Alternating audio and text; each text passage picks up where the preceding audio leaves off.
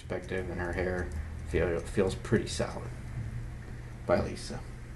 We'll miss you. Okay. So, that is pretty much the gist of it. We'll see what other rules are. Let's see. Flip your drawings more than using your onion skin. Set clear shorthand shapes. So you're not drawing a bunch of details.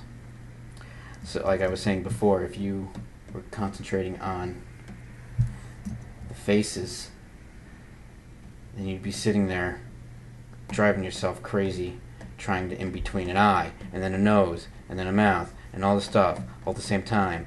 But if you're sitting there, you know, just thinking about this stuff, then when you go to put the eye in, you have landmarks for yourself. In fact, let's do a little bit of that right now. Let's turn these faces on, but I'm going to concentrate on these landmarks I made. Actually, let's see. I'm going to... there we go. Okay. Let's use gray since that's what we're doing. Now, looking at this guy here, I'm looking at this eye. Oops. Looking at this eye to see where it sits in that red triangle. So very lightly. It's probably a little too dark even, but I'll leave it this dark so I know you guys can see it. And then this eye goes in there. We see that this center line goes pretty much to the base of his nose there. He's moving a little bit, so we know we can kind of go into that little V shape. And then there's the nostril there. That goes up. Bridge of his nose. Yeah, I'm really generalizing here. Now, when I'm drawing right now, these details, I'm really only looking at this red triangle compared to that and that. I'm seeing the shapes now. Here I might start to draw the cheeks starting to smile a little bit. I'm not going to get into that personality all that much at the moment. I'm just going to generalize because right now this is really about maintaining your shapes. You can see his eyes starting to open more. I'm going to here his lids down a little bit. They're all the way open. And you could turn your onion skin on. See, but look, you turn your onion skin on, you got a whole mess of stuff going on. It's too confusing. So you could also, if you do turn your onion skin on, turn off the forward view, turn off the backward view. Just look at one, so you can have something for reference. You know his eyebrows are starting to raise up.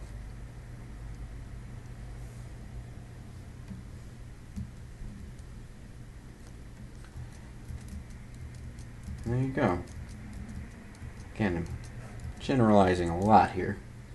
And then even still, when you start to do more of the detail, your shorthand, finding your shapes, when you're animating his hair, you say, well, what am I going to animate? The wisps of hair, that's all that stuff.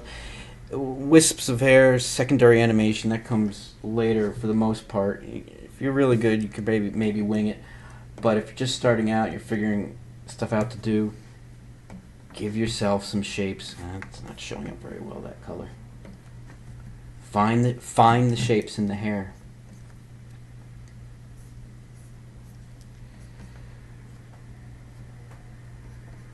Even what I'm doing right now is a little too much. Find how that hair is shaped. I'm going to go from the corner right here to the middle, to that corner, and down. So then here, let's see, even here, oops. Let me drag these next to each other. So now I'm going to flip. You notice this whole exercise, I barely turned on the onion skin. I have the light table on, so things are darker and lighter, easier to see. But, so go from here to the corner.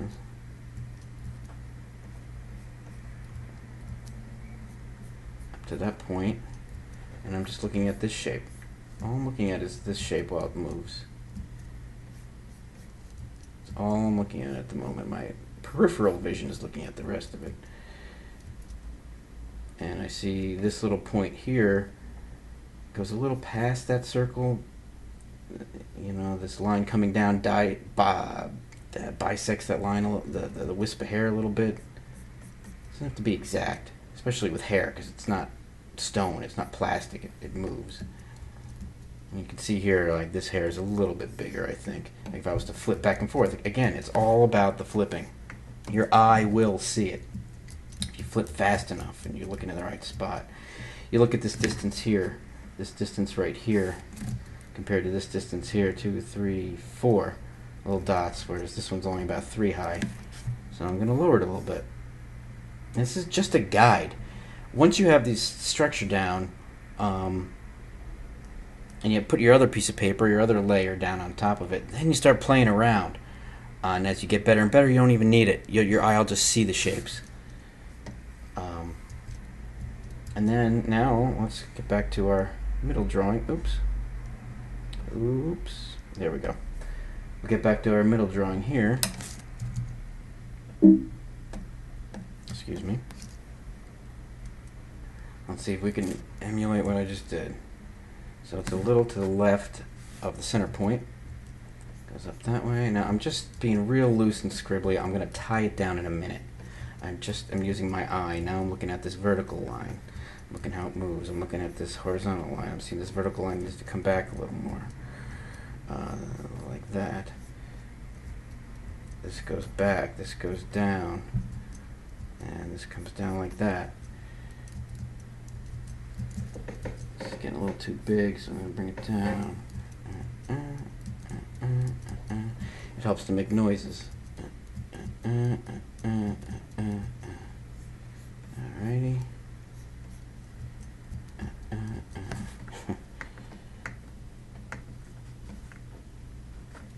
Make noises and faces. That's what animators do while they're drawing. So anyway, it does while they're drawing. But when you're animating, you're actually seeing your drawings move. See, I mean, you can even get a little bit more into it if you're having trouble seeing it. You know, again, we're working digitally, so I'll talk about working digitally. Fill it in. Fill that in so your eye follows it easier. So you can see, if you look at the wisp of the hair up here, oops, sorry. If you look at the wisp of the hair up here, it's going to change size a little bit from drawing to drawing. You know, I'm not being 100% exact. The first drawing and the third drawing are rounder. This should probably be a little more round. I'm going to grab it and pull it up a little. Oops, wrong tool. Grab it and pull it up a little bit.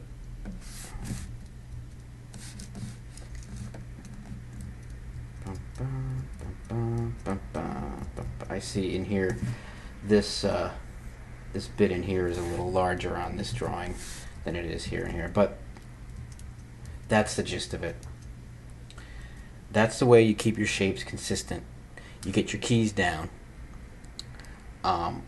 So in your breakdowns down, so the ones that are the in-betweens you're doing are not so spread out, and your eye has something better, easier to follow.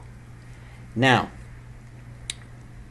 so you don't have to do all these, once this is in your brain, you don't have to do all these shorthand drawings and everything. And if you just want to go forward and you want to just practice and you don't want to get bogged down with all this stuff, or you've done it plenty of times and you feel like you have it, but you still want to make sure, the simplest thing to do, I mean, because everybody gets off base. I saw a pencil test the other day that was this fantastic bit of acting and draftsmanship and everything, but it was from a Disney professional, one of my big, someone I'm a real fan of their work. But the head, they did this shrugging gesture. When the head came up, I noticed it was smaller than it was in the beginning. Now, it wasn't small enough to warrant redoing the whole thing because it was so beautiful, but it was smaller. You just don't always catch it. So, one thing to do is, let's get rid of all the shorthand stuff. Let's leave that though. Well, actually, we can't get rid of that. I'll get rid of that. Turn these off. Another thing to do, the simplest thing to do. Yeah, choose a color, choose black and white, whatever you want. Is mark out your landmarks, your size landmarks, the top of the head, the bottom of the head, and the distance between them, and around where your eyes fall, and around where your mouth falls. Something that simple. Now, when you get back to this drawing here, and let's say all you had was this, back onto this. Select it, make it darker. By grabbing this, turn it off there. On another layer, there's your guide. Right there, you know vaguely where the top of the head is. Put the pivot point up there. Pivot it to the bottom. You don't have to worry about the perspective of the lines. You just find it in where the crisscross points are. And you know right here is where the key line is. And right here is where the mouth is. Right? And it hits those lines. So that's where everything's going to be. Now I bet you, let's see how on I am or off. If I put this on this drawing, it's going to be fairly correct. I'm going to put it on the chin. I'm going to grab the pivot point, bring it down there, and pivot it up. Yeah, the mouth is a little higher, because when you smile, your mouth... Oh, I actually got the mouth a little lower. Whatever. He's making a funny face. In general, that's where the mouth goes. That's where the eyes go. And that's where the top of the head goes. If I was really exact, and I just kept this underneath there while I was drawing, so here, let's make this even lighter. Add another layer. You see that there. Let's say I do this again.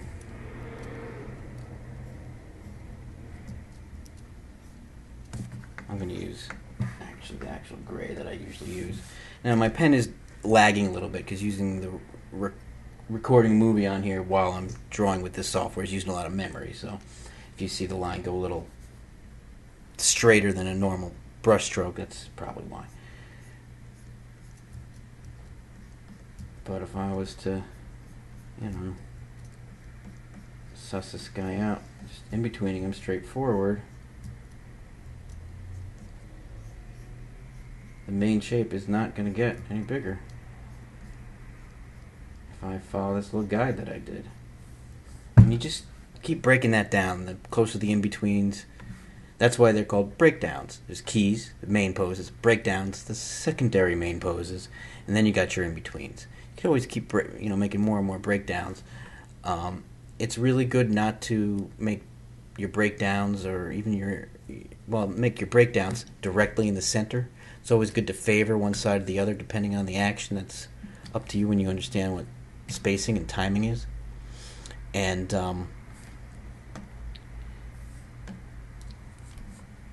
your in-betweens can tend to be a little bit more divided in half. You divide between the breakdown and the key in half. That's your next one. And then half those. It's a very even, consistent, but the more something slows down, the more drawings there are in between those. It's not a lesson, but I feel that's the best way to maintain size and consistency with your shapes and proportions. Use your brain, use your eye.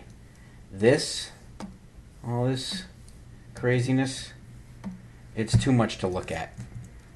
And you're only going to get bogged down. It's going to take you longer. And I don't particularly find it all that much fun to draw with. There's just too much going on. Now, another little bit here that it is a little useful for, I'll throw another thing down. If I know I do have to go about halfway, right now I could see where the two hands are. Let's say I'm going to want the second drawing's hand, to be a little closer to the third. Again, everything's going to be closer to the third, so I'm going to put that there. I know, here's hand number 1 and here's hand number 2. 1, 2. I'm going to want to go on this arc, let's say. You can just really, really generally, let's say I'm going to want it closer, you know, to 2. This is going to be it's going to be a much faster motion, so I'm going to want to cushion it here. This is where it's going to go. You know, there's that hand. So you can sort of position things out. I'm looking here now at this is where the corner of his rib cage is. You can see it right there. So I can just sort of, actually I wouldn't even do that, it's too much to look at. So that's to place your main shapes. You got your head, you got your hands. That's almost the main shapes in any character. So now, right here, boom, boom, you can sort of see it. Let's watch the head. Boom, boom. Actually, let's get rid of this head here though. Let's go back with the original that I did. I feel we all feel was working for us. Where is it? Here. There we go. That guy. We got that, and we got the hair. Right? Okay. Boom, boom. So let's watch the head. Actually, I want to get rid of that. It's a little distracting, that hair. So let's watch the head. See the head move forward and in, back and in, forward and in, back and in. Now let's watch the hand that's up by his head. Let's watch it go forward, forward and bum, bum, bum, bum, bum. You can see that arc. And then the hand that's down by his hip, it just kind of goes up. It doesn't move much. It goes up. And that's the gist of it. That's the backbone, the in-betweening by flipping. And if you apply these techniques to your animation and in-betweening and all other things, even you know, effects animation, depending on what it is, water, things that are more natural, those shapes change. But if you're in-betweening a fork, a cup, a glass, a car, keep it simple. Get it moving first, and then you go in with your detail. I hope that was helpful. Any questions? Let's see what I got here. Make your size guide. That's what I was saying before about this guy here. Any questions? Leave a comment. Send an email to the Animator Island email and the Drawniversity email. All that information will be in the description below. I hope this helped. I hope you had a good time, and just draw. Take care.